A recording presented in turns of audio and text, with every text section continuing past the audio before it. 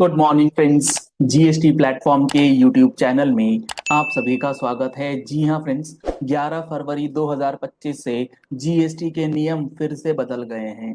New notification आया है और जीएसटी का रिटर्न रूल, जीएसटी का रजिस्ट्रेशन रूल, जीएसटी का ई वे बिल रूल और जीएसटी के अंदर जो आपका पेमेंट रूल है वो सारा कुछ जो है वो इस बार बदल गया है। तो जुड़े रहिएगा इस वीडियो के एंड तक। क्या क्या चेंजेस हुआ है रजिस्ट्रेशन रिटर्न ई वे बिल के अंदर पूरा डिटेल समझ में आएगा और आप सबको न्यू इनकम टैक्स बिल 2025 जो है उसकी इंफॉर्मेशन तो मिल ही गई होगी और उसके भी डिटेल्ड वीडियोस आपको हमारे यूट्यूब चैनल जीएसटी प्लेटफॉर्म पर रेगुलर बेसिस पे देखने को मिलेंगे। कई सारे चेंजेस जो हैं वो एज इट इज पुराने एक्ट के माध्यम से ही ला दिए गए हैं, जिसमें थोड़ा बहुत अमेंडमेंट जो है वो आपको देखने को मिलेगा। तो सारी चीजें आपको एक ही जगह पर आपको हमारे चैनल पर मिल जाएगा। तो आप हमारे चैनल को फॉलो कर लीजिएगा, सब्सक्राइब कर लीजिएगा नोटिफिकेशन बेल के साथ, ताकि कोई भी इंपॉर्टेंट वीडियो आपसे मिस ना हो जाए। अब यहाँ पर अगर हम लोग बात करें तो ये जो जीएसटी के नए नियम आए हैं, जो नए रूल्स आए हैं, वो किस तरीके से आए हैं और उसमें क्या अब आपके लिए नया लिखा गया है, चाहे आप रजिस्ट्रेशन लेने जाएं या आप रिटर्न फाइल करने जाएं, सारी चीजों को लेकर के यहाँ पर ये नोटिफिकेशन आया है। नोटिफिकेशन आया है 9/2025, 11 फरवरी 2025 को। इसके अंदर इन्होंने क्या कहा है? इसके अंदर इन्होंने ये कहा है कि जो हमारा सीजीएसटी का अमेंडमेंट रूल था नोटिफिकेशन 12/24 के अंदर, उसका रूल 2, 24, 27 और 32 जो है ये 11 फरवरी से इफेक्टिव हो गया। यानी कि ये चार रूल्स जो अभी हम लोग डिस्कस करेंगे 11 फरवरी से बदल गए हैं। सबसे पहले बात करते हैं जो हमारा नोटिफिकेशन 12/2024 है, इसका रूल 2 क्या कहता है। सिंपल टर्म्स में मैं आपको बता देता हूं। आपका जो ये नया रूल इफेक्टिव हुआ है 11 फरवरी 2025 से, अब आप अपना जीएसटी रजिस्ट्रेशन जब अप्लाई करेंगे तो जीएसटी रजिस्ट्रेशन अप्लाई करते समय आपके पास दो ऑप्शन होता है। एक होता है कि आप अपना आधार ऑथेंटिकेशन करा लीजिए, या फिर दूसरा ऑप्शन होता है आप बिना आधार ऑथेंटिकेशन के चले जाइए।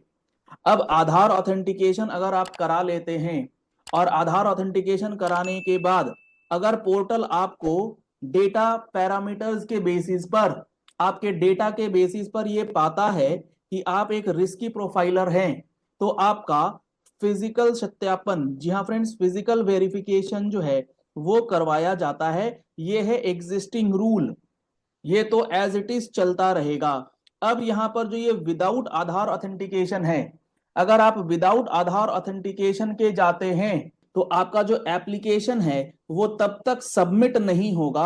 आप अपने रजिस्ट्रेशन एप्लीकेशन को तब तक सबमिट नहीं कर पाएंगे जब तक कि आप अपना फिजिकल वेरिफिकेशन नहीं करा लेते। जी हाँ फ्रेंड्स, ये 11 फरवरी से नियम जो है वो अब चेंज हो चुका है। तो आप अगर विदाउट आधार ऑथेंटिकेशन का ऑप्शन ले लेते हैं तो आपका रजिस्ट्रेशन एप्लीकेशन जो है वो तभी सबमिट होगा जब आप अपना फोटोग्राफ, आपने जो डॉक्यूमेंट्स एप्लीकेशन के अंदर डाले हैं वो आप फिजिकली वेरीफाई करा ले। कहां पर? जो फैसिलिटेशन सेंटर्स गवर्नमेंट बना रही है उसके पास जाकर के।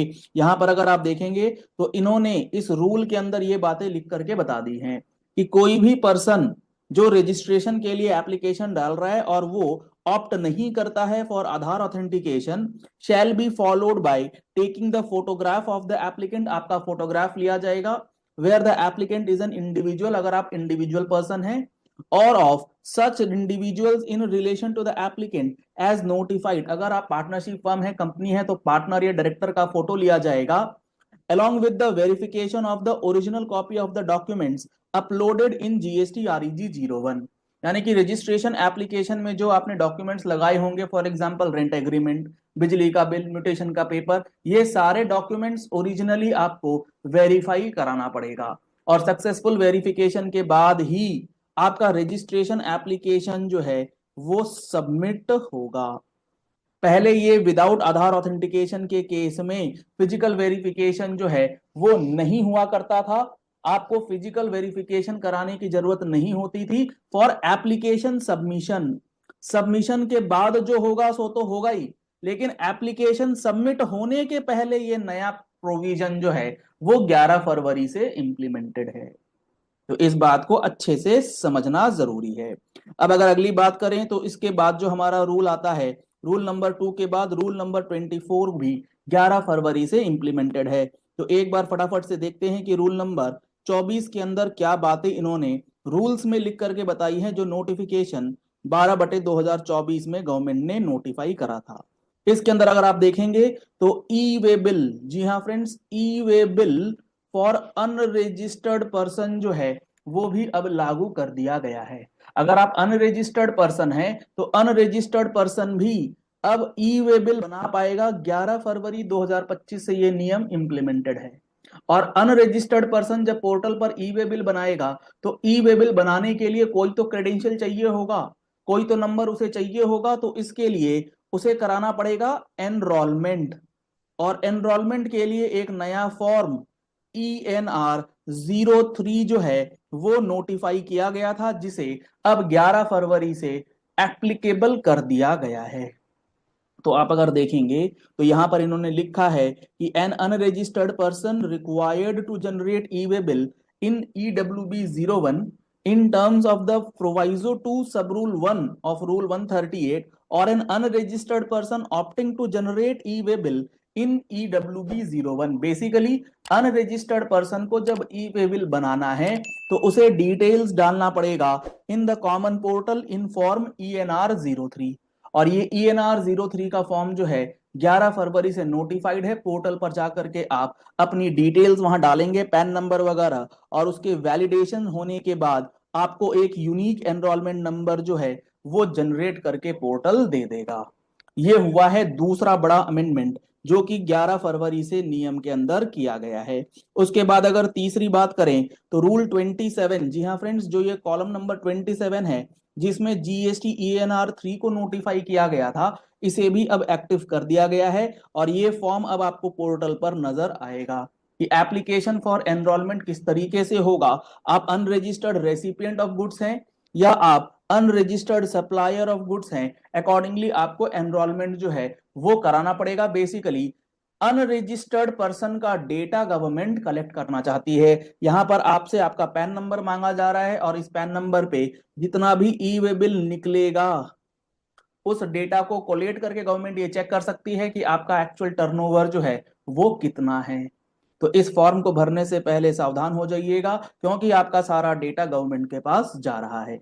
इसके बाद जो लास्ट चेंज किया गया है वो किया गया है रूल 32 के अंदर। जी हाँ फ्रेंड, जो ये CGST का रूल नंबर 32 है जिसमें क्या चेंज हुआ है, GSTR-3B का एक नया टेबल गवर्नमेंट ने बताया था और वो टेबल अब 11 फरवरी 2025 से लागू कर दिया गया है। मैं आपको दिखा देता हूं, ये है हमारे पास रूल नंबर 32 जिसके अंदर GSTR-3B का ये नया टेबल लाया गया है। इस GSTR-3B के नए टेबल में क्या है, इसके अंदर आएगा आपका adjustment of negative tax liability, यानी कि सेल्स से ज्यादा सेल्स रिटर्न, इस केस में जो नेगेटिव लाइबिलिटी बनती है उसका एडजस्टमेंट्स अब आप 11 फरवरी 2025 से कर सकते हैं। पोर्टल पर सर ये तो पहले ही आ चुका था, बिल्कुल आ चुका था, बट वो फंक्शनल नहीं था। अब 11 फरवरी से ये सारी चीजें जो हैं ये फंक्शनल हो गई हैं। अगर आपकी नेगेटिव लाइबिलिटी है तो वो अब आप अपनी 3B के अंदर एडजस्ट कर सकते हैं। ये 4 इंपॉर्टेंट अपडेट 11 फरवरी से आप सबके लिए एप्लीकेबल हो चुका है। तो अगर आपको ये वीडियो पसंद आया है, इस वीडियो को लाइक और शेयर करना मत भूलिएगा ताकि जो भी लोग रजिस्ट्रेशन लेने जा रहे हैं, रिटर्न भरने जा रहे हैं, उनके लिए ये नया पूरा प्रोसेस जो है वो उनके सामने आ जाए। अगर आप पहली बार आए हमारे चैनल पर तो आप हमारे चैनल को फॉलो कर लीजिए, सब्सक्राइब कर लीजिए नोटिफिकेशन बेल के साथ।